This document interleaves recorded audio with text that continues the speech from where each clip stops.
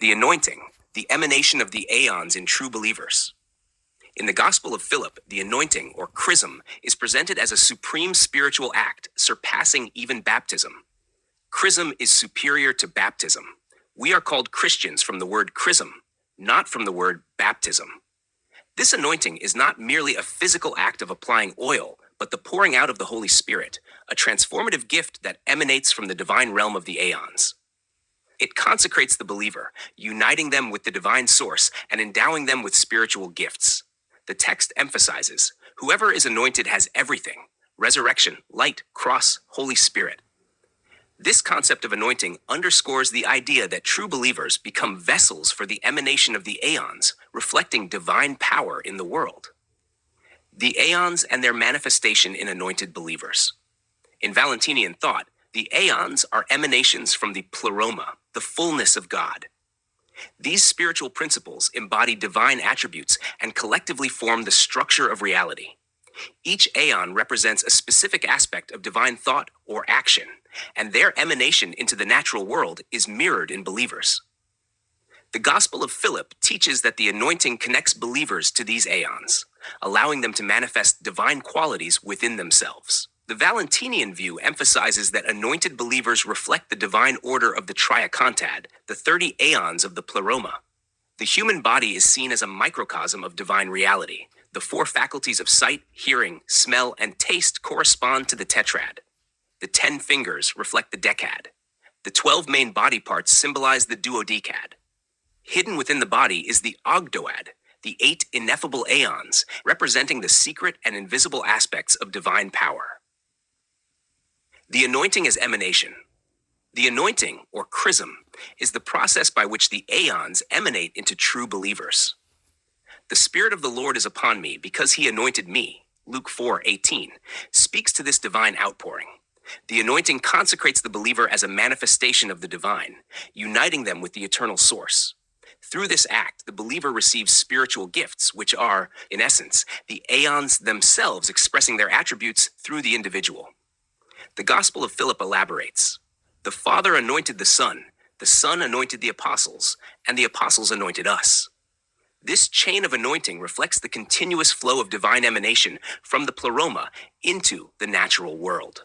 The anointing grants resurrection, light, and the Holy Spirit, enabling the believer to embody and enact the divine will.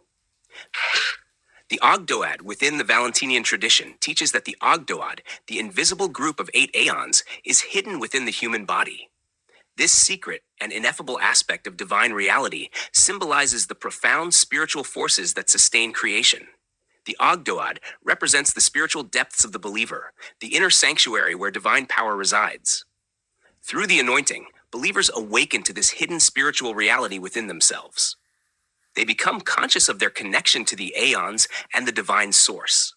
This awakening transforms the believer into a living vessel of divine grace, enabling them to partake in the work of redemption and spiritual renewal. Spiritual gifts as Aeonic emanations. The spiritual gifts received through anointing are the emanations of the Aeons manifesting in the body of Christ, the community of believers. As the Gospel of Philip asserts, the Father gave all this to the person in the bridal chamber. Each believer receives a unique gift reflecting the divine attributes of the Aeons: wisdom, prophecy, healing, and understanding. These gifts are not distributed arbitrarily, but according to each believer's receptivity. Just as the Aeons are distinct yet united in the pleroma, so too are the gifts of the Spirit. They work harmoniously within the community, building up the body of Christ. The anointing empowers believers to contribute to the collective mission, embodying the fullness of divine grace. The anointing and the bridal chamber. The Gospel of Philip connects the anointing to the mystery of the bridal chamber, where the believer enters into a sacred union with the divine. This union is the ultimate goal of the anointing, the complete assimilation of the believer into the divine reality of the Aeons. The bridal chamber represents heaven's kingdom, where the Father and the Son dwell in unity, and the believer is fully anointed with the Holy Spirit.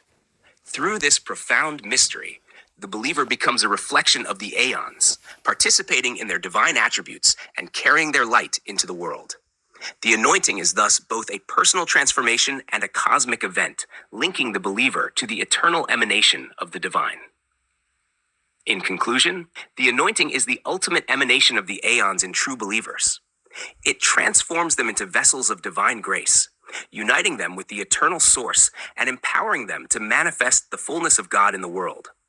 Through the anointing, the Aeons find expression in true believers, fulfilling the divine purpose and revealing the hidden mysteries of the seat pleroma.